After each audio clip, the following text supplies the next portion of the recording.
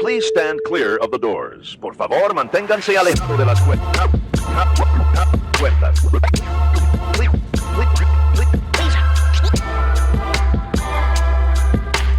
Please stand clear of the doors. Por favor, manténganse alejado. Because this here's the wildest ride in the wilderness. Hello, everyone. I'm Alicia. I'm Nathan. And I'm Scott Gustin. Welcome to episode 138 of Adventures and Mousecapades. This week, wait, what week is this? D23 is some sort of crazy time vortex. We're not even sure what day it is anymore after 8 days in Anaheim. And yes, I have the con cred, so my voice sounds a little extra public radio this morning. But yeah, I guess we're having a conversation with this guy you heard. Alicia, what's up this week? Our guest this week is in the same boat, trying to recover from the whirlwind that was the D23 Expo of this year, 2024. If you follow Disney news at all, then you have most likely come across our guest this week, Scott Gustin. He is one of the preeminent voices in Disney news online. Scott has worked in digital and social media roles in the news industry for over 17 years, but always seems to keep his ear to the ground for what's happening within the House of Mouse. Welcome, Scott. Wow, that was a nice intro. Can I put that? I'm always bad about updating my resume. Can I put that at the top of my resume? That was really good. So, have at it. Yeah, no, I'm happy to be here. I think my brain has been allowed a few days to collect all of the thoughts from that barrage of news. And, yeah, I'm ready to get into it, talk about it. Awesome. I don't know how y'all do it. Like we don't keep up with the news. Well, we don't like use our podcast as a news focused podcast, but obviously with stuff like this, you just have to. And I was sitting there during the entertainment showcase on Friday and the Horizons Parks and Experiences showcase on Saturday, and kind of like live tweeting or whatever on Instagram, live posting. And like my thumbs were cramping by the end. I don't know how you guys do this for a living to keep up with all this stuff. It's insane. The trick to doing it is the secret is that we're not really doing it, because I mean, I seriously came out of that panel and I had missed like things that were announced. I was going back through Twitter and I was like, I did not even catch that they had renamed Critter Country at Disneyland to Bayou Country. I didn't even catch that. Like there was at one point during the expo or during the panel, there was a song where they were just fire hosing news, which is like my personal nightmare, where you're just like, because I try to be quick when covering news, but I really try to pay attention to getting it right. Yeah. And when you're being sung at, Darren Criss, I love him. I genuinely love him. But in that moment, I was not in love with him as much, because he was throwing news at me that I was like, wait a second. Can we go? Down. Nope. Oh, we're on to something else now. Okay. Yeah. So yeah, that was wild. We had the unique perspective. Our seats, we could look left a little bit and see the stage. And then if we look right a little bit, we could see that big, huge screen with all the text on it, the teleprompter. And there was a couple of times I'm like, do I just turn and take a picture of that? But yeah, I would have loved to have had a camera pointed on that I could go back and reference a few seconds later to make sure I didn't miss something. But yeah, I was spoiling myself a few times, taking a peek at that giant prompter in the back. It was. I mean, I'm full of tangents, and you guys are gonna have to rein me in. But I went to the studio panel on Friday night. Yeah, and they didn't use that prompter. No. They used the ones that are down below the stage. Yeah, and I was kind of surprised to see that they used that big prompter in the back. It's probably just a preference thing. For them, for the parks folks, for Josh, and they did that at Expo in 2022, and I used that prompter over my shoulder a couple times to clarify things that were not communicated clearly during that parks panel. That didn't really happen this time. Everything was communicated really well by Josh and everyone. But I used it just because it was happening so quickly, where I would take a look back. But I'll bring the prompter back up as we go through the things in times where there were moments where I, in disbelief, was having to check the text to make sure I heard what I heard. So, well, can you tell us a little bit about your Disney history? Did you grow up going to the parks? Yeah, we went a bunch when I was a kid. So I grew up in Alabama. If the hat that I always have on, which is an Auburn hat, is not the giveaway. So I grew up there. So we were close. A lot of people that live in that Alabama, Georgia, just north of Florida tend to go a pretty good bit. And that's kind of how it was when I was a kid. Yeah. So we went when I was younger. I kind of had a lull between middle school and high school, and then I started going again more frequently in college with friends, and really kind of picked up the pace when I was, paying for myself to go, which after college, when it was kind of up to me and I had to foot the bill myself, then I started going more frequently. But no, I have kind of all the same memories that a lot of people do going as a kid. Yeah. Favorite ride was Splash Mountain, and Nice. I have all of those. I don't have like the Figment and Epcot memories, but yeah, went a lot as a kid and kind of have been able to see how things have changed over time. What was your career path to the Disney beat? I worked in news, still work in news since I graduated college. And I saw, it was shortly before COVID, I kind of just saw like a window where there wasn't a ton of hard news coverage of parks. There was a ton of interest. We all know that. Like there's a ton of interest in Disney parks, more than any other theme park, and in ways that I can't really explain in terms of why there's so much more interest in it is obviously the most popular, best known theme park brand, but the amount of media that covers fans and now mainstream that cover it versus other parks, it's really wild how many more outlets will cover Disney. But I would say like 2015, 2016, I just kind of saw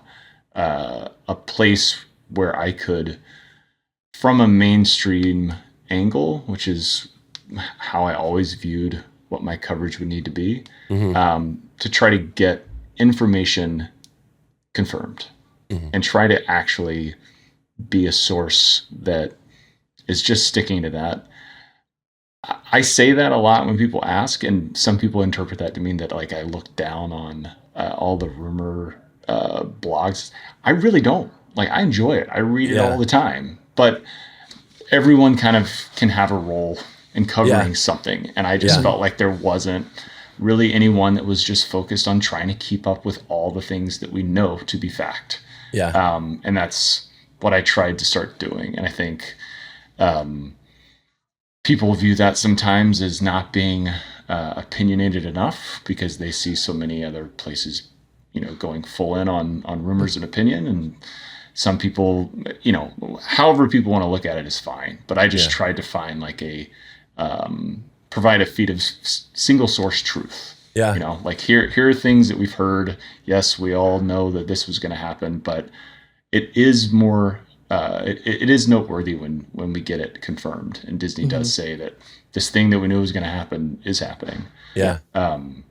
So yeah, that's kind of the path. And I think it was, the world that we have now on social media and online where, and this, I was doing this before it was really needed, but now where truth is really hard to find. Yeah. And there's so much incentive to not be truthful that I think there's a lot of people that are just looking, what do we actually know? Yeah. Like, yes, I can see all that other stuff, but what is it that we actually have known and confirmed? Yeah. Honestly, you are one of the only reasons I'm probably still on Twitter. Like I don't look at Twitter except for when I get a notification that you've posted something, because I know it's not going to be this wild theory or a clickbait thing. It's like, no, Scott has found a source. There's an honest thing. This is what's actually going on. And it's not that you don't lend opinion in every once in a while, because you do. I mean, we all do. It's natural. We all have perspectives. But I really appreciate your approach to news first, fact first, and pointing out like the interesting tidbit or what this perhaps means or things like that behind that. But being fact-based first is so important. And I we really, really appreciate that. Yeah, well, I appreciate that. I just try to make sure that I am never thinking that is all that there needs to be. Like there needs to be the fan voice. There needs to be blogs covering, talking about what they're hearing. Like all of that stuff is part of a circle of coverage of something that we all are interested in. And you need to know what is. There was a very specific time where there were certain blog sites that were seen as the source of truth when they were just reporting on not a specific blog, but just blogs were seen as the source of truth because there was no one else really speaking to these things that were rumors were being assumed to be true.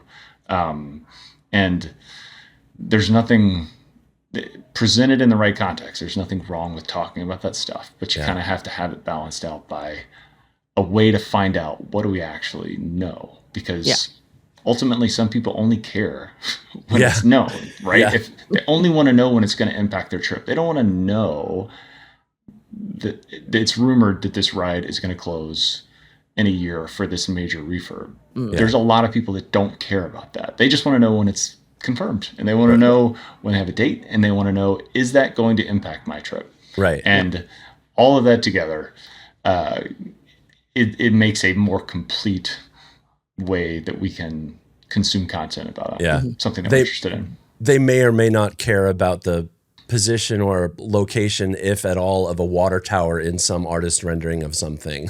That's just me. I'm the only person. No. I'm the only person that will, out of one side of their mouth, say concept art is really a waste of time to look at, and then while I'm doing that, zooming in on a pixel trying to figure out what it says. No, Wait a minute, that is this road right here. Right. That is when we put the fanatic in the fan, right? When we're doing that kind of stuff. Exactly. No, I still enjoy looking at the rumors and speculation myself, just because it's always good to hear what people are thinking. And sometimes there's some truly wild stuff that comes out. I'm like, what? But I do like seeing that as well. Man, I'll tell you what, it's been an interesting week for all of that stuff. Yes. And we'll get into that for sure. I have a question. How do you stay on top of everything going on with Disney? Plus, you have a day job. I don't think the Disney beat is your, like, this isn't your bread and butter. Like, you actually are doing something to actually pay the bills, right? Yeah, so it is not my day job. There's a lot of people that have this as their day job, and they do a better job, and they are able to dig in deeper on things. But this is part of my job, but not what I would call the bread and butter. Like I work kind of on the behind the scenes digital work at the company I work for that's in the news world, so I get to keep a foot in with the content folks that cover mostly mainstream theme park news, but my interests allow me time, and I have a lot of configurations where I can try to track and monitor all the different places that Disney likes to update things. And it mostly is a community of people that also want the type of updates that I feel like I can provide. And so they send me a lot of info. Like, there are really smart people in this community, crazy smart people, way smarter than anyone I even cross, maybe, I mean, I hate to say it, in my day job all the time. I work with really smart people in my day job, but in this fandom, there are people that are also working day jobs in co-development or whatever it might be, that also are Disney fans, and they apply their skills to this. And those are people that are often sending kind of behind the scenes heads ups to small things that Disney is trying to update, or maybe make a change but not necessarily communicate. Those are things that I'll get kind of flagged on. Do you sleep ever? I do.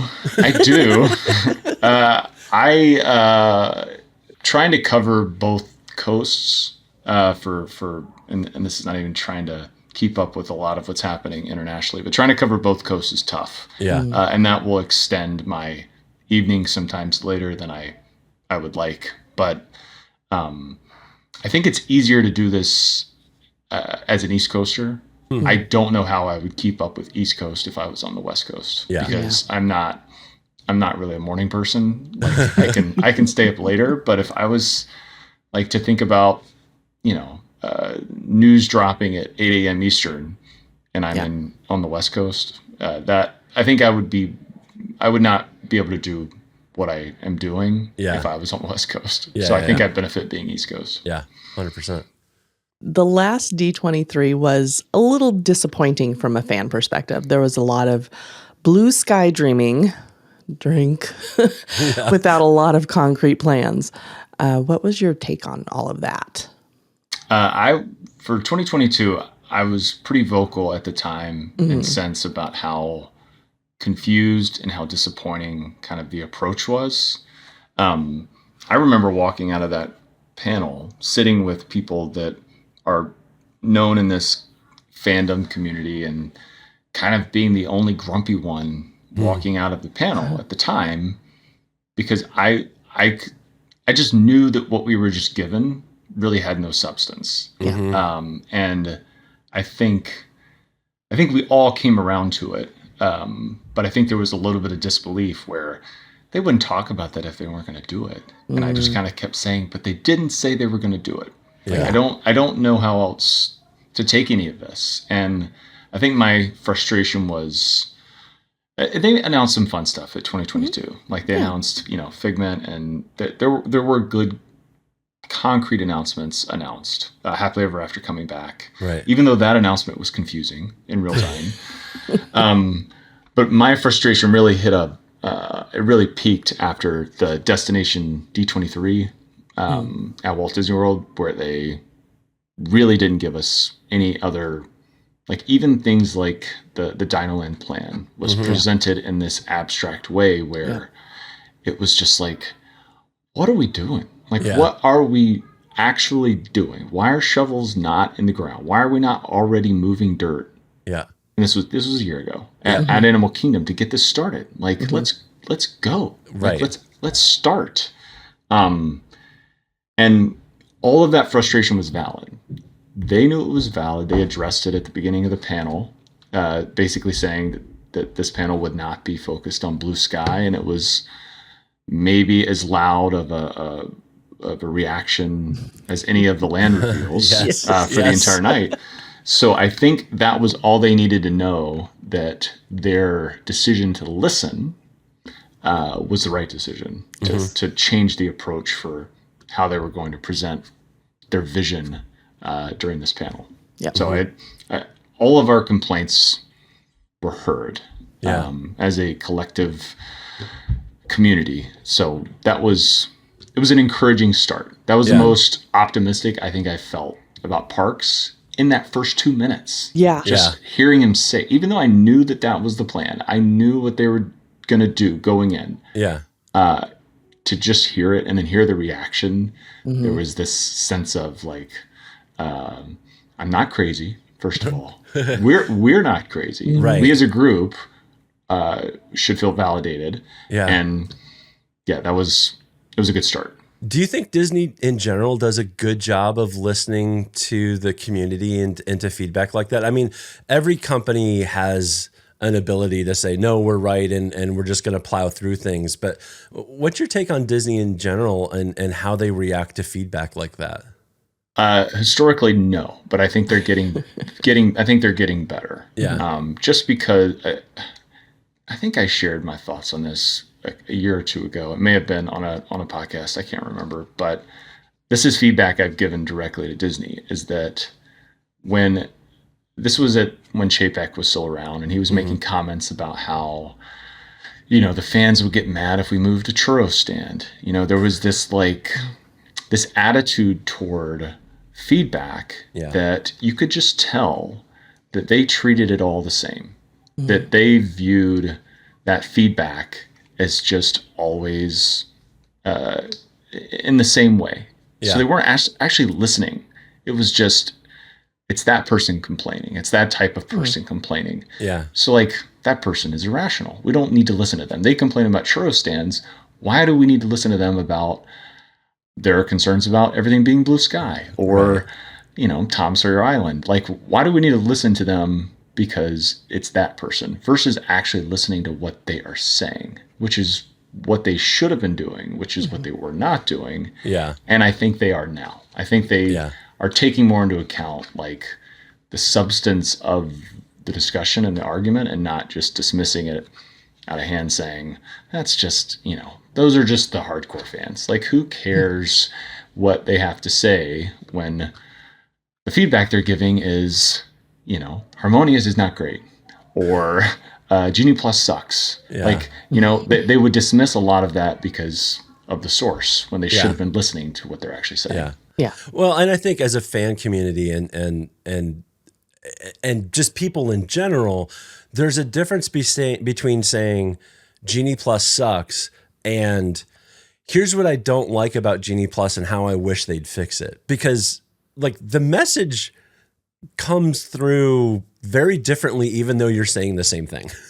And one's going to get you more traction than the other. And trying to at least have, this is going to sound weird talking about a corporation, but having some empathy with what they're trying to do, because we all know if they stagnated and didn't do anything, then the company would die on the vine and we'd be all very frustrated that they never had anything new to do. And then when they go and change some things, we get all upset about change. So we can't have it both ways. But I think the community just needs to keep in mind that we need to be a little bit more constructive in our feedback and criticism than this sucks or this is the worst thing ever or how dare they. Like, what's the reason behind that? Give some more details, and I think it'll be more helpful. Yeah, I think what I often say, and I have this specific take on some of the things that were actually announced, is that, the change is inevitable. Change is not bad. But it does come down to the exchange when it comes to parks. Like, you have to consider what that exchange is. And you can't just be resistant to all change, but you have to be able to look at what the actual exchange is for that change. If we're talking about replacing things in attractions, you're talking about replacing Fast Pass with Genie Plus. Like, you got to be able to look at the differences between the two, the reason for it, the exchange. But you're 100% right. Like, you can't just say this, you can't just say Disney should go back to free Fast Pass. You can't say that, because if you do, then you also could be saying, okay, well, then you have to be okay with Disney not building any new rides. Right. Because they would be giving up a crap ton of money. Yeah. That, like, sure, you can say they shouldn't be greedy. Like, these are all like easy things to say, but you have to say, like, all right, well, let's think about what that actually means. Right. And that is not a defense, but it's just reality. That is the reality of these changes that they make. Yep. You don't have to love them, but you have to consider all of that if you're actually wanting to think about ways that it can be better. If you just want to be a fan, be a fanatic, and only think about the extremes, that's fine. But if you actually want to be heard, you kind of have to balance all of this out and be realistic. Yeah, exactly. This was our first D23 in person, and we've heard that this year's D23 was a significant departure from prior events, especially with the big showcases moving to a big sports arena. Do you think that they made the right change there? Obviously, it was good for Disney and ticket revenue. Yeah, I 100% loved the approach. I heard some people saying they didn't like how it they have to give up their evenings, like they like to have the evening to go to the park. And that's what I did in 2022. It was kind of like the evenings were to go see friends and stuff, to go to the theme, to Disneyland or to DCA. I get that. I just liked having if I I did not buy tickets to all of the panels initially because I wasn't sure that I would stay the whole weekend, but then I ended up wanting to stay, so I got tickets to Legends. Yeah. But just knowing that even though it costs more, knowing you have a seat, you're not waiting in the basement, trying to get into that 10 or 11 a.m. panel, and not losing a huge chunk of your day by knowing you have that seat guaranteed. And it allowed me so much more time to actually enjoy the expo. With those in 2022, I think I only did one panel outside of the big three. Oh, wow. Just because it was like the day of parks, the parks panel started late and then it went late. And then there was the work afterwards, which this year I did not sleep the night after parks into Sunday. Wow. Because I was just up talking to people and processing and reading but like, had that been at 10 a.m., I feel like I would have lost an actual entire day of the expo. Right. Now, I lost a bunch of sleep, but at least I still got to do everything I wanted at the expo. I got to all the booths. You know, there's a lot more to it than just the evening experiences. Now, I mean, the panels themselves, like, they were so good. And they were just so, like, being in the room, I get that maybe all of that doesn't translate to people that are watching on live streams or watching it, the Legends panel on Disney Plus, but they just did a bang up job on the whole production of it. I don't want to know how much money they spent. Like, I mean, it was like the Legends panel on Sunday. I felt like I was at like the Oscars. Yes. It was phenomenal. I mean, it was incredible. Like, I was getting emotional about things that I didn't know I had emotions about just because it was such a cool atmosphere. Yeah. So, you know, I really liked the new approach, the new strategy. I think there are things that they will change for the next time, but I mean, I have a hard time being critical of anything other than like the transportation part. I feel like everything surprised me. I was pleasantly surprised with the way it all went. That's awesome. So let's focus a little bit on all of those panels and all the announcements. We focus, this podcast primarily on the experiences in parks and the cruise line, but Friday night's entertainment showcase was still really exciting to be there for. Was there anything from Friday night that stood out to you as notable, either in what was shared or what wasn't? For Friday, I mean, Incredibles 3 is great. That's super excited about that. And I think that's going to mean, I think we're going to learn more about how that will also have some impact on the parks. But just knowing that is happening is really fun. Yeah.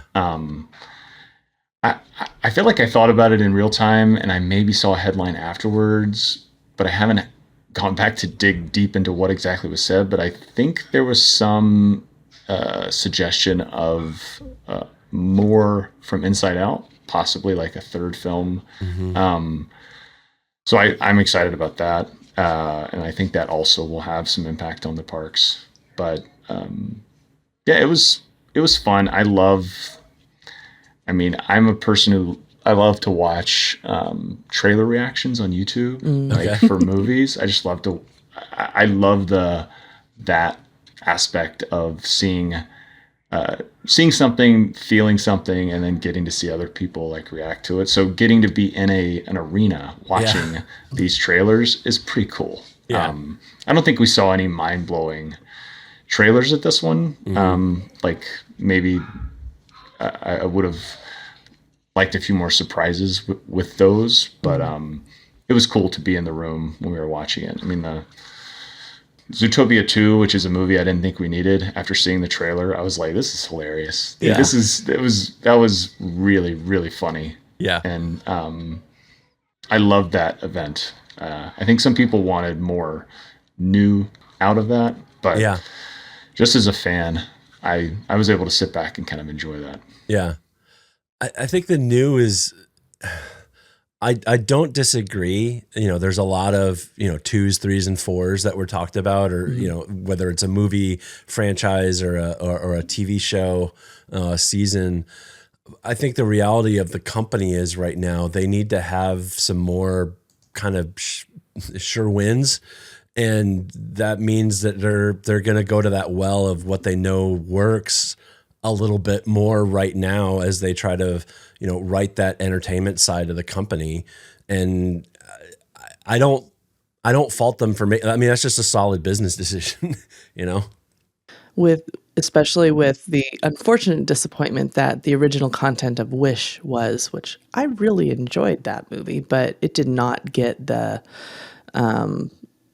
it just did not get the traction that they wanted to. Of course, personally, I thought the marketing on that was horrible. So it was, yeah.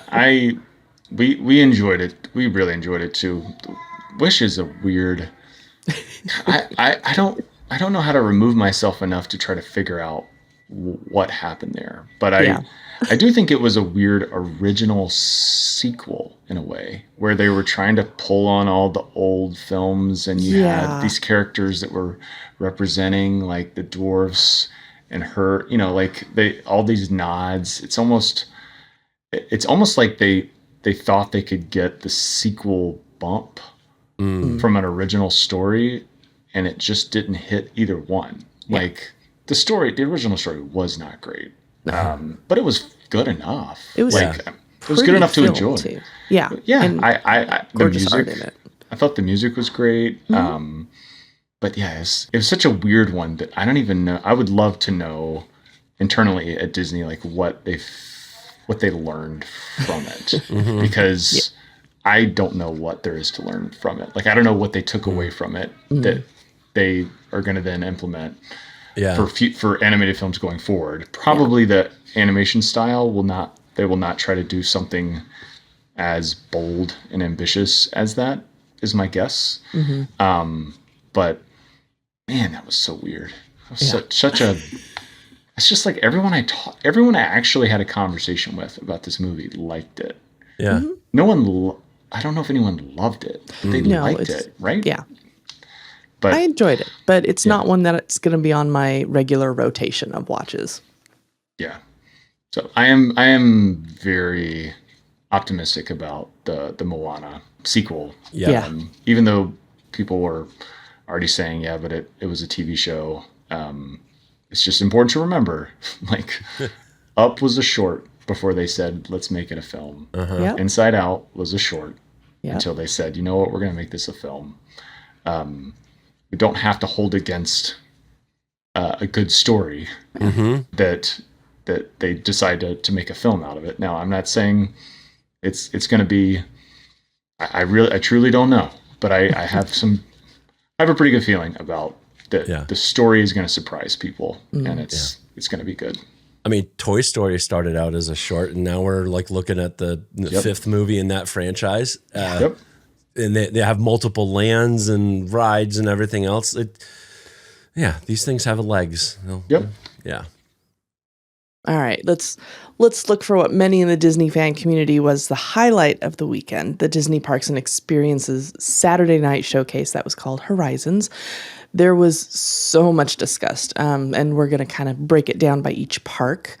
And just like any nice meal, we've got to start out with an appetizer course. So let's run down the highlights of what we heard about in the international parks. In Paris at Disney Adventure World, we heard about a new land called the Pride Lands, themed after The Lion King, the OG movie. This will have dining and shopping and characters and a flume-style attraction anchoring following Simba's life. So think of something like a Splash Mountain in Africa. So this should be fun. Looking forward to seeing that someday if Alicia ever lets me go to Paris. We'll also in Adventure World be getting the World of Frozen set to open in 2026. And I think we knew about that, but we may not have known the date. Yeah. In Disneyland Paris, we heard that a new nighttime spectacular was opening in January of 2025. So that'll be cool to see. Love all the drone shows and everything they do there. Looking over in Asia, Spider-Man got a double hit in both Shanghai and Hong Kong. In Shanghai, there's going to be a coaster. Hong Kong, I didn't actually catch exactly what they're planning to do there other than some sort of Spider-Man based attraction. And then in Tokyo, they're also going to get a new nighttime spectacular called Reach for the Stars. Scott, was there any big earth-shattering announcements here that stick out to you? The international parks have gotten a lot of love over the last decade, so we weren't really expecting a bunch here ourselves. Yeah, it was maybe not as much as I was even thinking that they would talk about international. But, it was good to see the Lion King plan was approved and they're moving forward on that. That's not the last place that they'll use that plan. So I think we'll see it again somewhere. I'm not convinced that it's coming to Animal Kingdom necessarily, but I think we'll see that again. It did win the award for most confusing concept art of the weekend. Yes, I love that Disney kind of clapped back on that, saying they're not going to be live animals there. This is based on the animated version. Yeah, they kept saying it, and then it was super confusing. I asked someone during the panel, like maybe 2 minutes after, not someone super close to the project, but just someone who would kind of know what's going on, and kind of got a snarky response back. And I just remember being like, yes, that is what they put on the parks blog. Yeah. But I kind of went back and I'm like, did you look at the concept art? Yeah. And then they were like, oh, okay. And that's when they kind of clicked that they understood why I was trying to get clarity on it. Yeah. So I think there was a disconnect there, but I think they did more than enough to make it clear that what it is based on is that. And I mean, thank God. I've never been more blah on live action than I was with Lion King. Just, that the whole decision to do that, I'm kind of that way with Mufasa, although it seems they've figured out a little bit that you have to have emotion in these animals for people to connect with them. They've got to be able to emote. And man, that Lion King remake, it was so strange to watch that and know that there was emotion flowing through Simba and his, just, you don't even see it. It's just like he has a blank face. So it seems they figured that out a little bit for the Mufasa film, but I'm glad I don't even have to worry about that for that attraction. Like they're going to do it right. So that was a relief to hear that. Perhaps the biggest anticipation of the weekend was for what Disney would announce for Magic Kingdom in Florida. They announced a new nighttime parade called Disney Starlight, confirmed a Pirates of the Caribbean tavern or lounge would be opening in 2025, shared that Frontierland would be expanding and, controversially for some, evolving its overall theme from the mid-1800s in the Wild West to include 2 new rides inspired by cars. One's an off-road rally car race through the mountains, and the other is kind of an all-ages ride that will be fleshed out for us at a later date. And they confirmed our hopes and dreams that Beyond Big Thunder would be a Villain's Land, complete with 2 major attractions plus dining and shopping. Scott, just kind of overall, what's your take on what we got from Magic Kingdom? The Villains reveal was great. I super excited that concept art at least shows that they are thinking as big as we want them to think.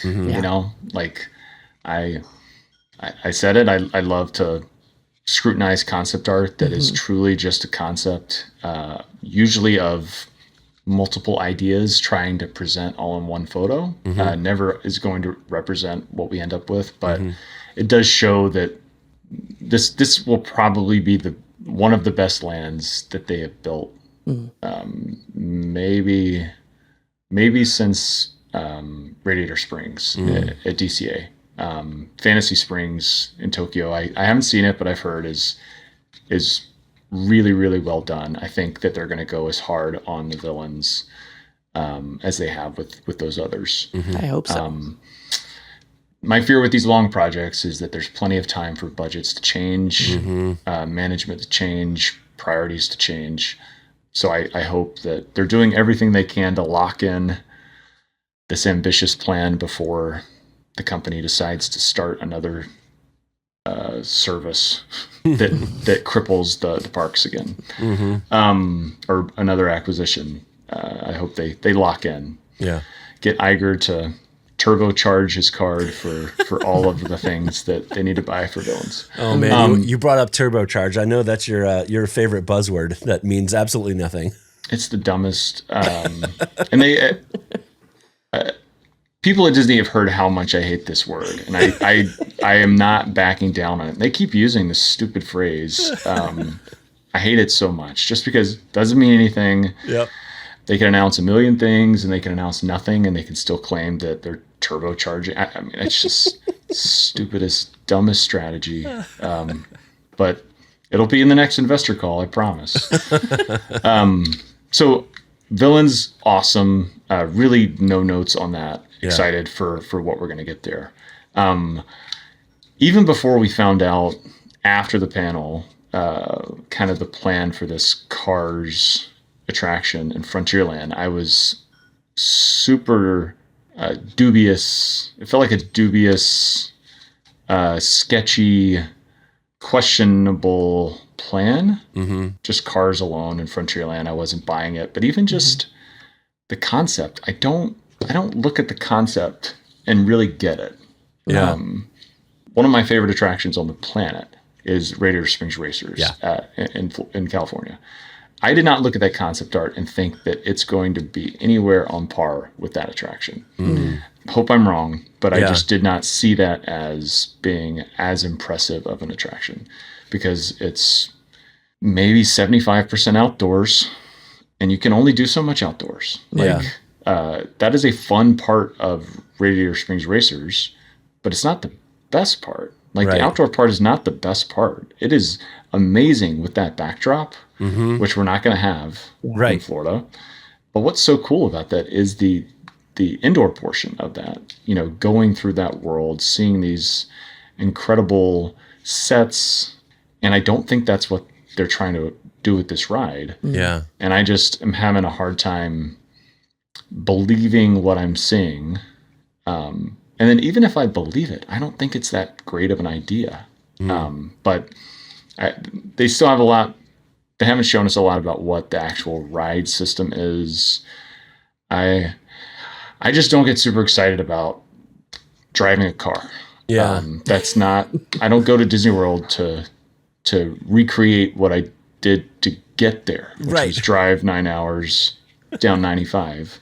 So things like Tomorrowland Speedway and Test Track, and now this, something needs to make up for what the illusion is, which is you're just driving a car through this incredible environment, hopefully. And if they can pull that off, then I'll admit I'm wrong. But I just, even from the jump, I was not excited about what they showed us for that. Well, especially when you start off the announcement with having to basically say, hey, we've had this concept of what Frontierland is, and we're going to pivot that on its head and change. And that was like setting it up for oh boy, this is going to be the big blowback. It was just, there was a red flag that was raised right there. I'm actually, we'll get into it here in a second, but I'm actually surprised there hasn't been more blowback on that, but it's been a little bit overshadowed. In the meantime, though, before we get to that topic, are you surprised that, I think you, like us, we're expecting this to be, somewhat similar from a ride system to Radiator Springs Racers. That's basically based on Test Track for all intents and purposes. Do you think it's odd to have two e-ticket rides of the same style in Florida? Beforehand, we really didn't think they'd do that because there already is Test Track, and they're, refurbishing that right now. Yeah, this is kind of where the unclear nature of what we're looking at is what's making it especially hard for me to figure this out, because I'm not sure that it's Test Track. it's a 4-person vehicle. Doesn't mean they can't pull that off with like a test track, slot car type ride system. But everything that I look at in that concept art tells me that this is a new ride system. Maybe not new to the world, but new for a Disney park. I think the easiest answer is that it is the test track slot car, right? But I have a hard time understanding how you pull that off, doing a lot of what it says they want to do on this ride. If I'm being super negative, which I am kind of tending to be about this proposal, is it just looks like to me they decided what they needed to do, and that was to fill in Tom Sawyer and Rivers of America. And then this was the easiest implementation attraction that they pulled off a shelf to go in the spot. And they're kind of working from that. And it's kind of, I just don't, I don't know how a test track ride system is going to give the feeling of doing what it is they say you're going to be doing in this attraction. But I've never wanted to be more wrong on something. But I had all of these thoughts before they even showed us where it was going or told us that they were taking away the river or Tom Sawyer's Island. And I really am okay with all of that personally. I get why people might not be, but I am completely okay with that. This is not resistant to that decision. I just don't fully buy what it is they want to do with that space. So I think we're going to learn more pretty soon, kind of about what this vision is and this attraction. I think we'll learn more, but I mean, we're still pretty far out from any of this opening. So I guess still time for things to adjust and change. The concept art, while I don't buy it, it is pretty ambitious, showing, water in there. It looks like another mountain that they're wanting to build. They just can't start cutting corners on that concept. I think it has to be every bit, if not more, ambitious than what you're seeing in that concept art to make it fit in that space, to make it anything more than Tomorrowland 2.0 or Tomorrowland Speedway 2.0. Yeah. They have to go really hard on all of the stuff that's around the cars that are going around that track. Yeah. So we'll see. So Scott, we've heard you say before that Disney doesn't like to announce the negative side of any park changes at these major events like D23. That totally makes sense. How do you think they did handle the announcement that Tom Sawyer and Rivers of America were going to be going away? I mean, they basically put out a blog post about 36 hours after the event. It sure overshadowed the change to Frontierland's, story timeline. It potentially is overshadowing any concerns that you or other folks like you may have about what exactly this ride is going to be. Did they do the right thing? Was that too soon, do you think? So a couple things. They did the right thing by not addressing or talking about this in the presentation. Yeah. We have to remove ourselves a little bit and look at it from their perspective, where this was about this vision, called it Horizons. This is their vision of the parks. And I would have been shocked if they had in any way ever even alluded to the news that we got on Monday during the panel. It just doesn't make sense. Nothing about that actually makes sense. Yes, it would have been more transparent and more upfront, and people would have felt a little bit less like they were tricked, to get excited for something and then find out what's being taken away. So they were not. I'm pretty adamant that that's not what they should have done, because I don't think we all ultimately would have really wanted that. We wanted to get their vision of what's new. What I would have done differently is, the decision to take away Rivers and Tom Sawyer Island were made a while ago. And if it were me, what I would have done is made this announcement a month or two ago. And just said, as part of Beyond Big Thunder, we are going to be doing this, and we look forward to talking more about what's coming to this area, and then let people kind of move on from that, instead of throwing cold water on everyone on Monday. Yeah. But the only reason they did it Monday is because they had to file a permit. Right. So all of this was a strategic decision to hold back the start of the project until after D23, and to hold back the fact that they were taking away Tom Sawyer Island and the river. Yeah. And, that decision was made a couple months ago. Yeah. If it were me, I would not have waited to start this project. I would not have waited to file the permit. Yeah. I would have taken that hit a month ago, and then everyone would have walked in kind of knowing, all right, we're going to find out what they're going to do with that area. Right. And you end on a positive note. And then you actually, you would still have people like me who would be looking at the concept, not quite buying it, but like that's okay. Yeah. Like it's okay for me to think that, and it's okay for someone at Disney for me to be saying that, and they're like, this guy doesn't know what he's talking about. He doesn't know what we have planned. I don't. Yeah. They probably feel really good about it because they actually know answers to all the questions that we're asking. But that's what I'd have done differently. Everything the same. It did not make sense for them to announce on Sunday or even show that this was going somewhere without them being able to present it in what they would determine as like the best context. And that's what they did on Monday. I just would have done that before the panel and taken your lumps on the change and then allowed people to look forward instead of you look forward and then you look back. Mm-hmm. Yeah. And that's tough for people. So. In general, do you think the move on from Tom Sawyer's Island and Rivers of America is the right decision? I mean, those take up a substantial amount of room inside of the Magic Kingdom park.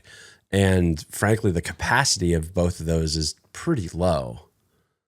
Yeah, it is the right decision. If I were making the decisions, I would have tried to find a way to keep a waterfront there. Like they could have shortened the river, but it's ultimately the right decision. Yeah. Like I would not have wanted them to, instead, of building Villain's Land, like put a bunch of money into redoing Tom Sawyer Island or putting some new attraction on that island and keeping the river. Like it just doesn't, it doesn't make sense in 2024 to try to go that route. So it makes sense.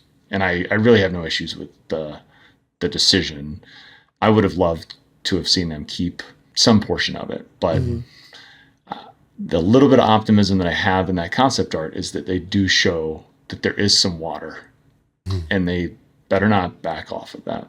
If they completely remove water when they open that new attraction, that will be a huge bummer. Yeah. So like those are all things that I'm kind of taking into account when trying to look forward on it is, with the concept, that's why they kind of need to stick at least to the ambition of the vision for that.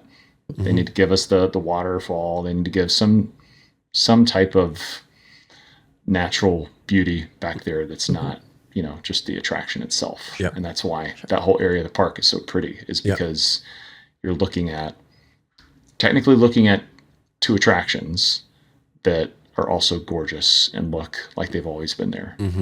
So. Well, over at Animal Kingdom, we knew that a Tropical Americas theme space was going to replace Dinoland USA, and everyone assumed that Indiana Jones was coming to Florida and was hoping it wouldn't just be a copy and paste of the ride from Anaheim. That was confirmed, and we'll be getting a new story where we will go artifact and creature hunting with Indy. Overall, this corner of the park will be rethemed into a village called Pueblo Esperanza and feature 2 additional rides besides Indy.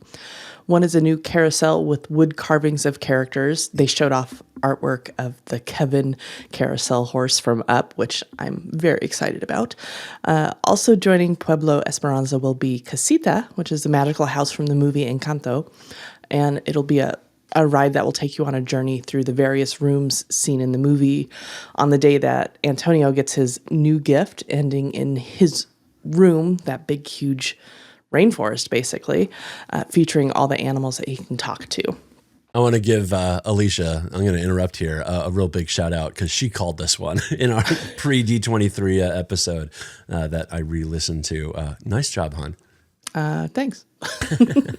Scott, how do you feel about what is coming to Animal Kingdom? Did Disney miss an opportunity for an expansion rather than just retheming an existing land? I don't think so. I think their approach at Animal Kingdom is the right one. With, there were rumors going in that they were going to do this, and then they're also going to announce another significant expansion at the park. And I did not think that was a good decision. I just don't. We can all talk about what Animal Kingdom needs, but when you look at what guests do when they go to Walt Disney World, I love Animal Kingdom, I do, but we've tried to extend the day at that park several times. They've done this, and it just hasn't quite worked out. So, looking at the money, I wanted Disney to spend money elsewhere. So I'm more excited that they decided to do an expansion at Hollywood Studios versus going really hard on Animal Kingdom. So I think the Dinoland, Tropical America's plan is the right one. I think we may end up with, in Florida, may end up with the best indie attraction. I'm pretty excited about that. Yeah. And the Encanto ride, it looks like it's going to be an Omnimover type ride system, which I think is a good move too, because you're going to move through the house and have time to kind of soak in Antonio's day and see all the animals and lots of music. So I think, and Animal Kingdom does not have an Omnimover, right? So I think that'll be a huge win for the park to have that space, and it looks gorgeous. So I'm pretty excited about it. I'm ready for them to, let's go. Let's do it. I think they said 2027 for that one. Yeah. So it definitely feels the most real of anything for sure that was discussed at the whole panel is that land. So that's exciting. We'll be down there later this year, and we'll definitely get one more ride in on Dinosaur where we have to cover our ears because it's so freaking loud. It's so loud. Yeah. I think Dinosaur will probably be open at least another year. I would think September of next year is probably maybe the time people need to start worrying that they need to get that last ride in. So if anyone's going in the next year, you definitely want to get that last ride. Yeah. All right, you brought up Hollywood Studios. Let's hop over there. It got a lot of much needed love too with these announcements. We heard that a whole new land based on the popular Monsters, Inc. franchise is coming, where you'll be able to walk through the city of Monstropolis and experience Disney's first ever suspension coaster inspired by the hanging door chase scene in the first movie. As of this recording, we haven't heard where this is going to go, and I don't think we'd be the first folks to say Animation Courtyard, where Star Wars Launch Bay is today, should be the first off the lifeboat. But the rumor mill is hard at work on this one, thinking we'll be losing Muppet Vision 3D. Scott, time to prognosticate here. Where do you think Monstropolis is going to land? Well, I hope we get the news right after we're done recording, just because I'm ready for them to kind of say what's going on. I agree that Animation Courtyard is the easiest decision for fans kind of to look at, what's lost, what's gained. Yeah. But I do think it's the more difficult placement for Disney. More logistically. costly. Yeah. Logistically, for a lot of reasons. I think it's also the placement in the park. I don't really think they love it going there versus the Muppets Courtyard part of the park. They would view as being at the back and being right there by Galaxy's Edge, just for guest flow. I think they maybe like it better there. I honestly 100% there are things that I often know that I would never talk about, but this is one that I genuinely do not know. And I've seen a lot of insiders talking on both sides saying it's definitely going here, and then other people that get this stuff right, pretty regularly, saying it's going. Some people saying it's going in Muppets Courtyard and other people saying it's going in Animation Courtyard.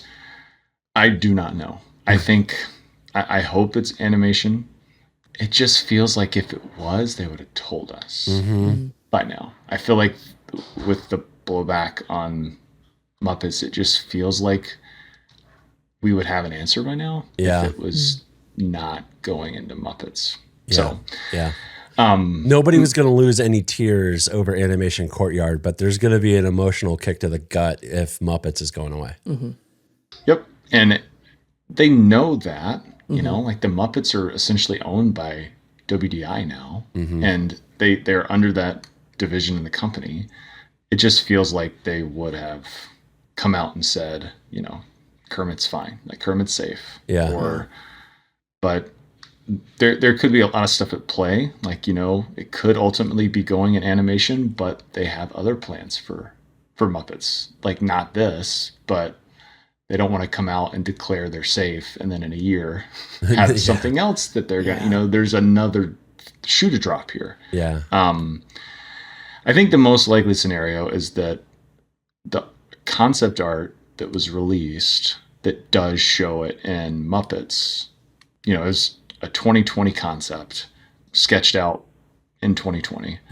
I just have a feeling that the other concept art that we're looking at is just concept art. It is not for Animation Courtyard. It is just someone was told, draw what our version of Monstropolis will look like, and that could go anywhere in the world. Is more of what I see when I look at the other concept art. So fingers crossed that this is people internally at Disney, and they're debating between two plans and they need a little help to convince other folks inside the company to go with the more logistically difficult plan of animation and having to move offices that are backstage. And, you know, what are we going to do with this mermaid show that we haven't even opened yet, right? Yeah. That is supposed to open soon. Like what does that mean? If I had to guess, I think I would just be a fan and guess what I hope it is, which is Animation Courtyard. And then, but say that with no real inside knowledge on what's going on. So there was a Disney Plus show, a small series that only lasted a season that, you know, was Muppets focused, and it didn't really do that well from what we've heard. Do you think that weighs in on whether the Muppet Vision and that whole area is on the chopping block potentially? If that show had taken off, do you think this would be an easier decision to save Muppet Land? Yeah, I do. I mean, I don't think there's anything, unfortunately, there's nothing that you can point to with the Muppets, like as far as data over the last 10 years to like make a strong argument for it. And I would argue that a lot of that is because they haven't really known what to do with the Muppets. And, you know, a not great show is a not great show. But, you know, they've had a couple good films in the last decade. I mean, the one with Jason Segel, they made a couple, but that one was such a good movie. And I think that's the best Muppets thing that I think has been made in the last 10, 15 years. Yeah. Even with that, I don't know if it ever like was riding a high necessarily. Like they did like a Muppets thing in the parks for holidays at Disneyland a couple years ago where they were in the bus. It was like a rolling Christmas Carol type Muppets thing that was hugely popular for some event there. And then of course the Muppets were part of Jollywood Nights at studios last year. But yeah, I don't think that there's a Disney Plus or any like data point that someone internally could say like, no, we can't do that because of this. I don't think that data exists, unfortunately. Focusing on what is coming, wherever it may end up, did you see the reveal of the ride building mock-up model in the Imagineering booth in person? We tried to go in, but the line was insane and closed. Yeah, can I tell you guys a little secret now? Yeah. and you can keep this in or edit it out, depending on if you want me to get in trouble or not. Not really. No. So what me and a friend did was, so for people that didn't go to D23, if you wanted merchandise, you had to sign up for a virtual queue at 4 a.m. And when we were there on Friday, we noticed that for a couple of the shops that are on the show floor, they would start walking people back to those shops before they open the show floor. And so we got in the virtual queue for one, and they walked us back to the shop at like 8:40. Okay. And we were on the show floor when they make the announcement. The show floor is now open, which is before they really start loading people that have been just waiting for the show floor. Right. And so as soon as they announced, we waited in our merchandise queue. But as soon as they said the show floor was open, we just happened to make the decision that we should pop over to the parks panel and not worry about our merchandise. So, yeah, we were able to get into the Imagineering panel really quickly. That's awesome. And that was on Sunday? Yeah, on Sunday. Yeah. Or the not panel, the pavilion. But we were able to see the Monsters Inc. ride vehicle in Tropical Americas. And I was just like starting to finish up documenting that when I turned around and the queue, like to get in there, had like backed out almost of the entire pavilion. Yeah. So, but yeah, it was really cool to see a physical model of that, even though I don't think that's what the ride's going to actually be. But it was nice to have something actually there that you could kind of touch and it not just be a drawing. Kind of just shows that they are further along than just a concept, right? Yeah. They've actually been working on this, and given that this was a plan that's been on the shelf for over a decade, it is good to know that they didn't just decide to announce they're finally going to do it. It's something they've been actually working on recently. Yeah. So that was good to see for sure. Yeah. I'm excited for this. I love roller coasters, and the fact that we have a suspended coaster coming I'm very happy. It'll be a while, but I'm still going to be riding this for sure. Yeah, it's super. It's kind of a slam dunk. Yeah. And it took them a long time to finally get it in the basket, but it is a slam dunk of an idea and should be really, really fun. Yeah. All right. Lastly, over in Epcot, where Disney just spent the better part of 5 years doing major surgery on the park, we got confirmation that a reimagined test track will open in 2025. And also coming in 2025 is a new lounge at Spaceship Earth. While I understand that Epcot just went through a major construction cycle, do you think this is enough? I mean, Spaceship Earth itself is in dire need of a facelift to the ride. And the post-ride interactive area is just cringe at this point. We've got the huge hulking dome of what used to be the Wonders of Life Pavilion that was supposed to be the Play Pavilion, but that died with the pandemic. It feels like Epcot's still not done, and we really didn't hear anything. Yeah, they have said Epcot is done, right? They came out, they used the statement, but I think the way to interpret that is the Epcot transformation that was announced to us is complete. And other things separate from that are probably gonna happen soonish. Just a theory, but I think once Test Track opens, Spaceship Earth will go down. Yeah. For an extended refurb. I don't know if the Spaceship Earth concept was well received when they first announced it. So it doesn't surprise me that they have revisited like what a Spaceship Earth refurb will look like. Right. But I have a pretty good feeling that there is another concept that they're going to go with, but they probably just that they would not talk about it at Expo. So that might be a destination D23 discussion, because that would be a year from now. Test Track hopefully will be open or close to open by then. Yep. And they can start talking about, like we're gonna take a year or more to really update Spaceship Earth. Yeah. And I still think that's gonna happen. I think it's gonna have to happen. Yes. Yes. Yeah. Whether they want to do it or not, they're gonna have to do something. Yep. Well, get out of my brain, because that's exactly what I was saying. Like it has to happen, and I don't think there's a world where they would take down Spaceship Earth and have Test Track down at the same time. They need to have at least one of those two up. So yeah, and I guess they'll get to Figment in 2042. Or something, probably. So No matter what they do with Spaceship Earth, I will always thank the Phoenicians every time I'm there. That's just something we do. And as a nice transition between coasts, we heard that a Mandalorian and Grogu story would be added to the Millennium Falcon Smuggler's Run ride in Galaxy's Edge in both Florida and California. Do you see this ride becoming kind of like the modern Star Tours, where we keep getting new stories as long as the Falcon doesn't go the way of the Razor Crest, as we saw in the end of Mandalorian season 2?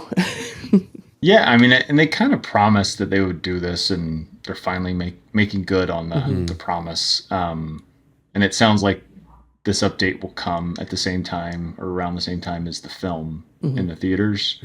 Yeah, I mean, I don't know. Disney's really weird with Star Wars right now. I don't know. It makes sense for it to go the way of Star Tours, where they're doing this more frequently, but trying to predict what they're going to do with Star Wars right now in the parks is a slippery slope. I don't know. Yeah. Like, there's so many weird things that, like the Jedi training at Hollywood Studios. I don't understand. Yeah. I don't know if I've been more confused about something more than that. Like, I just want anyone to explain it to me in a way that it makes sense. Yeah. Or things like that have not returned. Things that are so just slam dunk Disney. Yeah. Like, like Beloved. those are, like, I'm sure you guys have seen the new like marketing campaign about these memories people are making, and there's someone like getting, there's a proposal in front of the castle, and there's all kinds of those. And it's like that, for a lot of people, that is a core memory, is the kid Jedi going training through that. Yeah. And to have that marketing campaign and to not acknowledge one of those core experiences there it's kind of like thinking that we're all stupid or something. It is truly baffling. So trying to predict anything with Star Wars in the parks is a weird thing right now. It's the Star Cruiser after effects, I think. Yeah. But I think they're afraid to do strange. anything with Star Wars. I mean, they seem to be walking on eggshells, because I don't know that they really know what they want to do. Yeah. Or every idea is too ambitious, so they just end up doing nothing. It is really weird. It's something I haven't been able to figure out at all. So, and the people that have been, traditionally working on Star Wars in the parks are now working on other projects. It's it's strange. Yeah, maybe it'll go the way of Star Tours, but it also may never happen again. Maybe the last time they ever do it. Yeah. All right, so we're officially in California now, and there was a bunch of stuff announced. That said, we didn't explicitly hear the phrase Disneyland Forward uttered. So the thinking is that everything we saw is not a part of that. Do you agree? Are you surprised by that, or is it still too soon and they're avoiding our blue sky drinking game? I think the 2026 will hit on not only Disneyland as a whole resort, but Disneyland Forward. I think it will, in the way that this year they really are going at Walt Disney World. In 2 years from now, it's a lot of those projects are either well underway or probably beginning to start construction. I think 26 will be this vision of what Disneyland will be, for the next forever. They didn't use the term. I mean, Disneyland's been saying for a long time that they were not going to start really planning out what they want for forward until it was approved. And it hasn't. I'd never believe that. We don't believe that. We know they have a plan, but I do think it's accurate to say they were not moving resources to really start figuring out their plans. They have their ideas, they have their concepts. Right. But I think that is what they will be doing over the next couple years. I'm sure they're doing it at the moment. Yeah. But it's probably early stages for that. Without Disneyland Forward, they would not be building this Avatar experience. If it had been denied, they would not be doing it. So it is tied to Disneyland Forward in that way, but I don't think it's going to be, I mean, they said it would be part of DCA, but it's not going to, they're not going to expand DCA out into this additional land that's part of Disneyland Forward to make Avatar part of it. Right. I think it was tied to Disneyland Forward, but not part of the actual expansion that Forward will bring. It's not going to be in that footprint. I don't think so. I think it's in Hollywood Land at our Hollywood backlot area at the park. It just makes too much sense for it not to go there. So I think it'll be there. So we've heard, well, let me cover real quick kind of what they did announced for California Adventure. Obviously, as we were just talking about, Avatar Land is coming based on the second movie, Way of Water, and there's the new film coming out next year called Fire and Ash, and supposedly even more movies and things after that, as was hinted in the panel. The ride looks like it's going to be a boat ride, maybe something immersive like Pirates in Shanghai, but an Avatar version. We'll have to see. They announced another boat ride coming to DCA that would be Coco themed, breaking ground in 2026. And then they announced officially what we've all been waiting for, which is finally an e-ticket attraction to complement the merch shop that they've already opened in Avengers Campus at the exit to the ride that doesn't exist yet. That will be Avengers Infinity Defense, where they go up against King Thanos. There's also going to be a new attraction called Stark Flight Lab, which will be a two-person pod, kind of two folks sitting on the end of a robotic arm for a simulated flight, just like your Iron Man, and Robert Downey Jr. will be reprising his role as Tony Stark for that attraction. So we know, obviously, the Avengers Campus is pretty straightforward. There's a bunch of stuff and space set aside for that already. I've seen some folks online really worried that we're going to lose Grizzly Peak to Avatar. We've also got the significantly underutilized Hollywood backlot area you mentioned back in the corner where Monsters, Inc. ride is today, and the Hyperion Theater that hasn't seen a show since last summer. So you're pretty sure it's going to be backlot, right? I am. I mean, it's what I've heard, but it's also just what makes the most sense. Mm-hmm. So I do not buy the Grizzly Peak ideas at all. Yeah. At all. Just none of that makes sense except for there's a mountain and there's water. Yeah. But having that up against the Grand Californian, I can't see how they would decide that's a good idea. So I appreciate all of the people taking visual hints and concept art and connecting dots. I mean, I'd love to do that too, but this one, while there may be this overlap of things, I just can't imagine them doing that. Yeah.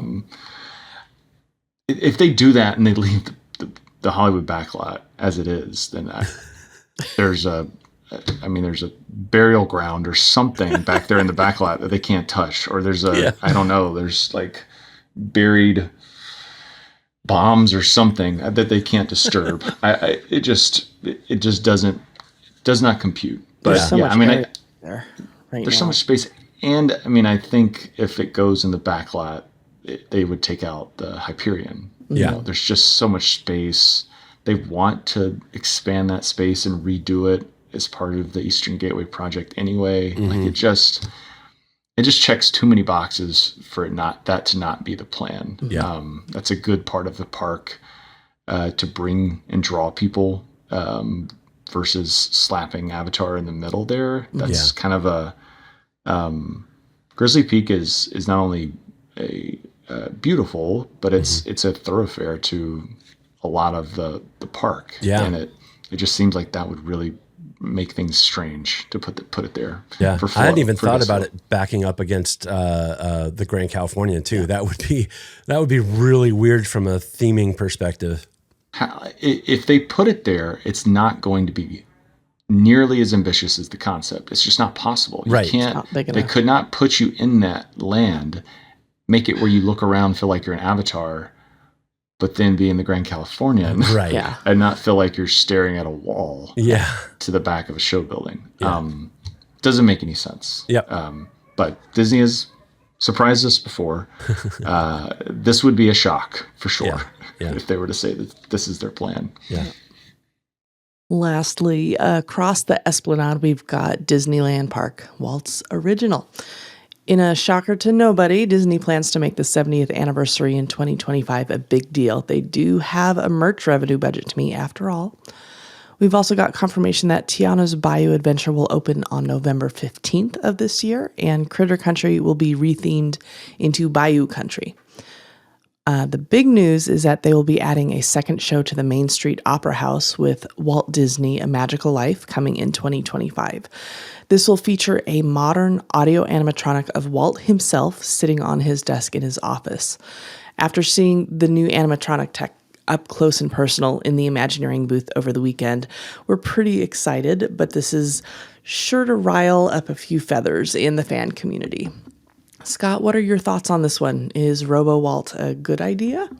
I think it is. I get why people are hesitant, and I think that will help maybe the reaction to it when they see it. If people are kind of unsure, instead of going in super amped and expecting it to be like they're sitting in the room with the actual Walt Disney, and then to come out going like, that, he looked like a robot. Yeah. He is a robot.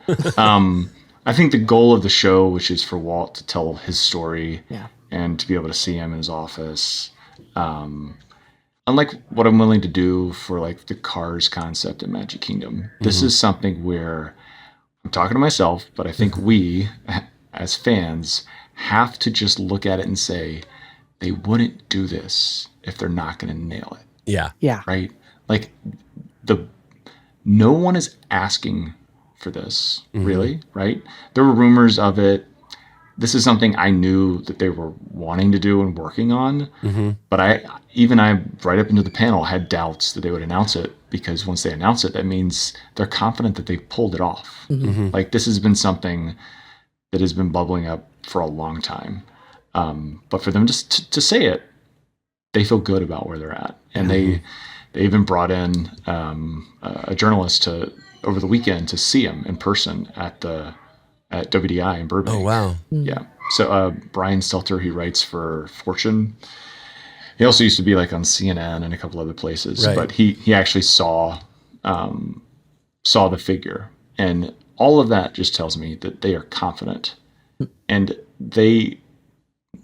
we're not the only ones who are fans of Walt Disney. They Right. are. That's the only reason that they put up with all this crap that comes with working for Disney in 2024 is because they love the vision that Walt has, and they love, what it is. Like, Tom Fitzgerald is on this project. I've never met a more genuine person, let alone within the company, who just loves the company, what the parks mean, what Walt meant to the parks, what Walt Disney meant to the world. So it's just kind of like the benefit of the doubt is given. And I know I've seen a couple comments from like families of Walt Disney, and I'm not diminishing any of that. I get it. But this just feels like one of those things where they wouldn't do it if they didn't feel confident that they're going to nail it. And I think they will. Yeah. So there's a lot of stuff that we've summarized here. It took Josh tomorrow over 2.5 hours to do all this, and we've only been talking for 90 minutes. Is there anything that jumped out to you that we haven't touched on that's worth bringing up? No, this was a good recap. I had to it was nice to go back through it again, almost a week later, to think through everything that was talked about. Yeah. No, I think it was a big change for how Disney presents this information and this vision to their fans. We were kind of unknowingly, and I didn't think about it in real time, but after the fact, we kind of have this new concept of breaking ground timelines, whereas really before Disney would only speak, unless it was like a near term, like we're starting construction tomorrow. They've never given like construction start dates 2 years in advance, which is what they did for the Cocoa boat ride. Right. They're saying we're going to start construction in 2026. That is a direct response to fans saying they don't want blue sky. They want to know when they can expect it. So they made that change, which is great. But that also does require us to kind of like recalibrate how we think about these things. Right. It's not really worth getting super excited about that attraction if I know it's not going to break ground for 2 years, which means it's not going to open for another 5 probably. Right.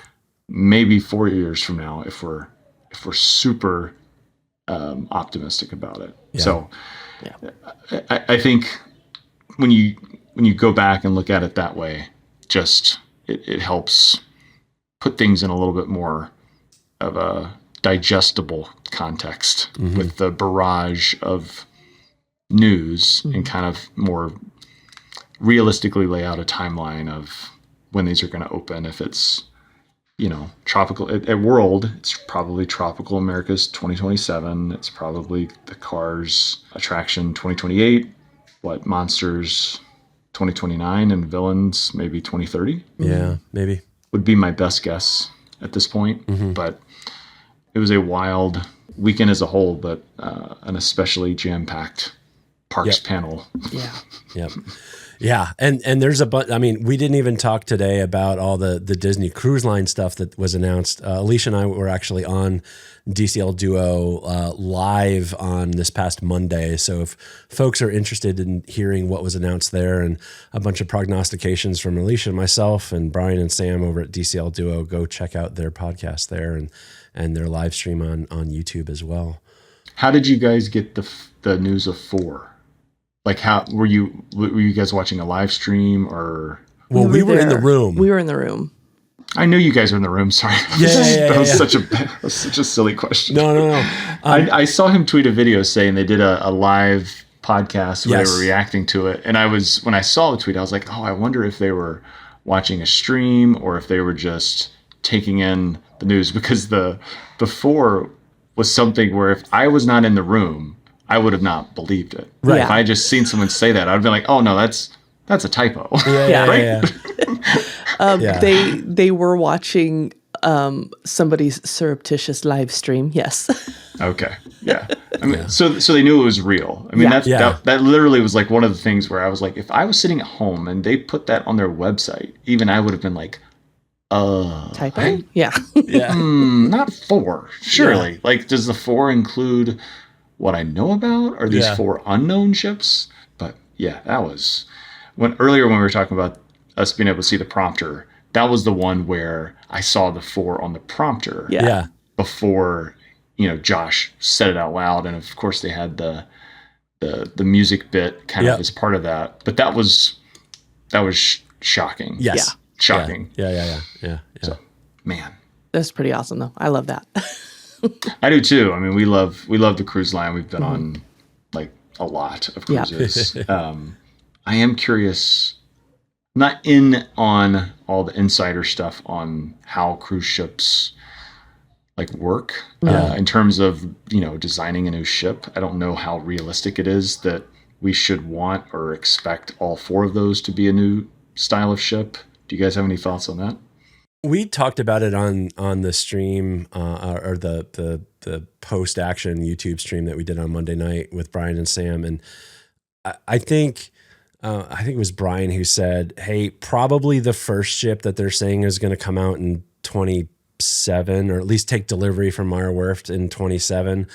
that's probably going to be a Wish class ship, just from a timeline perspective. And then I think the OLC ship for Japan is going to be 2028 delivery and start sailing in early 29 from what we heard prior. I think after that, so if you start looking at delivery in 29, 30, and 31, I think that's probably the right time frame for a new class. Yeah. And I think our hope and dream would be that is a smaller class to replace what we have in the Magic and Wonder. So something in the 2,400 person, 2,500 passenger range, and not a behemoth. Hopefully they don't, go where some of these other brand new ships that we're seeing coming out of Royal that are 7,000 or 8,000 people on them. Just please no, thank you. They have a lot of traction in the Alaska market and elsewhere. Some of these places in Northern Europe, and these bigger ships that are even the Dream and the Fantasy class just don't fit in some of those ports that they used to take the Magic and the Wonder. So they need to have a smaller class ship that's not 30 years old. And we heard a little while ago that I think it's Royal Caribbean has an order out for a few ships of a small 2,400, 2,500 person class. So that tells me that there's at least a desire in the marketplace and a place for that smaller class ship. So I'm heartened by that, and that's kind of what we're hoping for. Yeah. So we're hoping for a mix. I mean, yeah. Yeah. I was hoping for smaller too, but I was kind of thinking that's just not realistic now. So that Royal Caribbean thing is encouraging to know that it wouldn't be unheard of. Yep. Yeah, that's great. Well, they can't fit larger ships underneath the bridge in Vancouver, and they can't fit it under the Bridge of the Americas, Panama Canal. Dream and Fantasy and Wish, Destiny, Treasure, none of those can go in any of those places. Yeah, they're too tall. They're too tall. They'd fit through the locks, but they're too tall. Yeah. So. Yeah.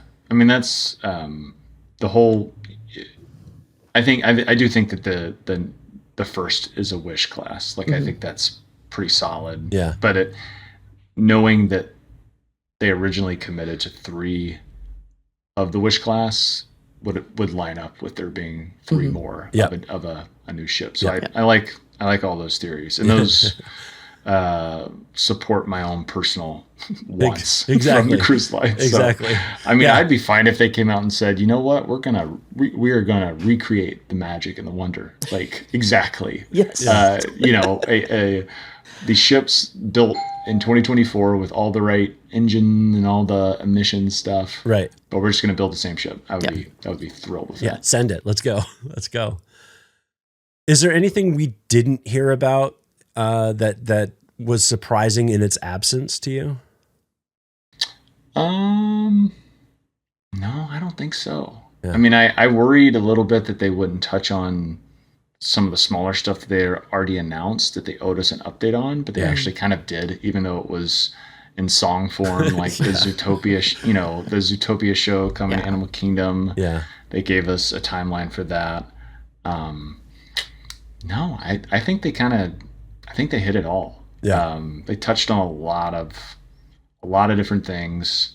They really didn't, outside of a couple examples, the announcements didn't need a ton of clarity. Yeah. The Lion King, we wanted to know where things are going, but they're not ready to talk about that yet. So that's their decision. But no, I didn't come out saying, what about this? Even they made good on the villains. Right. That would have been the thing had they not, done that at the very end. Yeah. But no, I think they kind of hit it all. Nice. Cool. All right, Scott, now it's time for Alicia's patented Disney torture test. Normally, I'm concerned for our guests' safety at this point in the show, but Scott, you're a professional. You've got this. Oh, boy. Way overblown. This is just your Disney favorites from the umbrella of Disney. Disney, Pixar, Star Wars, Marvel, everything under Mickey's umbrella. Who is your favorite character? I think my favorite character is Woody from Toy Story. Nice. Yeah. It's changed over time, but he's not my favorite character to watch. I just love the way that they developed that character over time, and I love him. Yep. Your favorite movie? Inside Out. The first Inside Out. Yeah. Your favorite ride? It was Splash. I'm just a sucker for a log flume. Like I loved like going to Six Flags as a kid. Just like the old school outdoor non-themed log flume was my favorite ride as a kid. Yeah. And so I always loved Splash at World. And I love Tiana's. When it's working, I love it. I would say now might be Guardians at Epcot. Is so fun. At World and then at Land, Indy is my like the first time I rode that. I will never forget just like feeling like my eyes were opened to the possibility of fully immersed theme park attractions. It was pretty incredible. That's awesome. Disney World or Disneyland? Ooh, I kind of go back and forth on this. I think I would say at this moment, I would probably say Disneyland. Just because it's still pretty new for my kids. And like when we go to World, they've been there a lot. Yeah. I mean, we all have our own struggles. And this is not really a struggle. But when we go to World, they've been so much. There's not like any real need to do things. Yeah. Which is fun. Like it's nice that we go there. We go there, we're not stressed.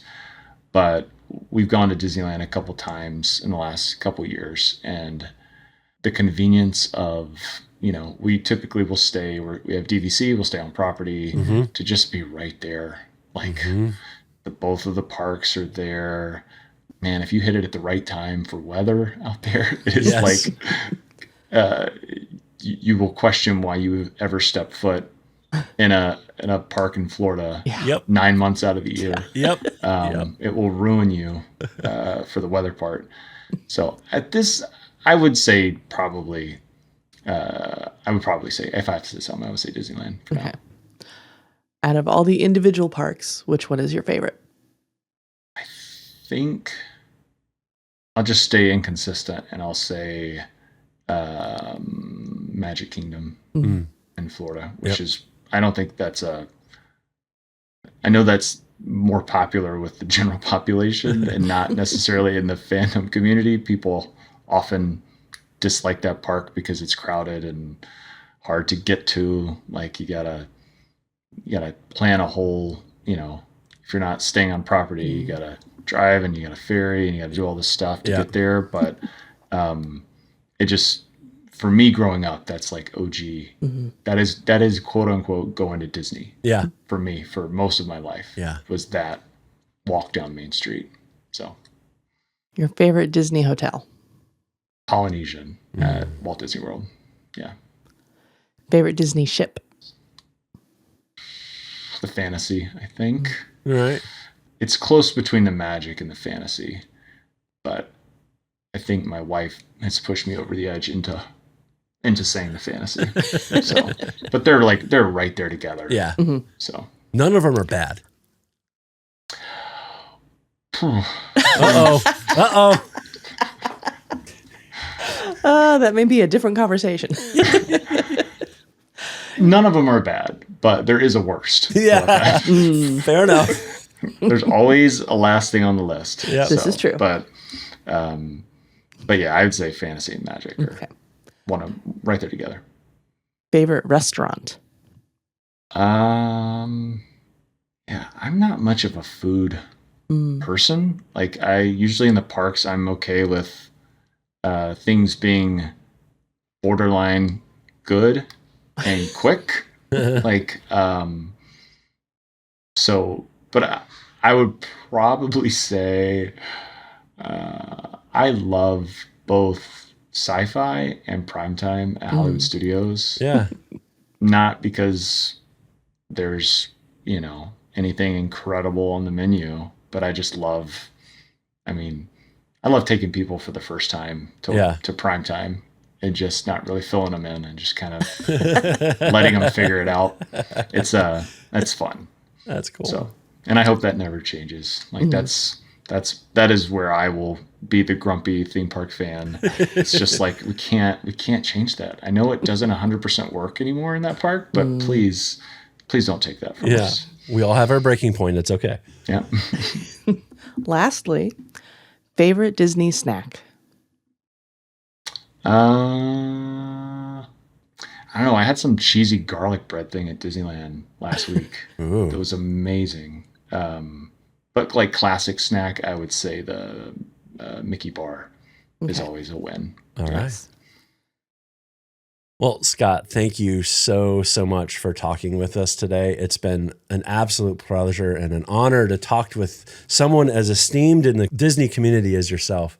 How can people follow you? Find me on Twitter, as long as it's still alive and still functioning and loading and not crashing. That's where I'll be, and that will probably be the only place that I'll ever be. So if it goes down, then I'll just retire and go find a forum somewhere to rant. So, but yeah, find me on Twitter. If you don't want to join that, I get it. Totally understand. Do not blame you at all. It's probably a good decision not to sign up on Twitter. So Fair enough. Well, thanks again, Scott. It was truly our pleasure, and we appreciate you joining us today. yeah, absolutely. This was fun. Thanks for having me. We are not affiliated with Disney or their subsidiaries. These are personal opinions and suggestions based on our own experiences. We recommend working with the travel agent or contacting Disney directly to plan your perfect vacation. If you have questions or suggestions or would like to be interviewed on our show to share your Disney experience, please send an email to podcast@ourmousecapades.com. You can follow us on socials. We are at Our Mousecapades. You can find us on Instagram, Facebook, Threads, YouTube, and even Twitter. Please give us a rating and review in your podcast app. That really helps people find us. And of course, don't hesitate to share us with your friends and fellow Disney lovers of all ages. Thanks for listening. We'll be in your ears next week. Thank you for flying Star Tours. Bye-bye.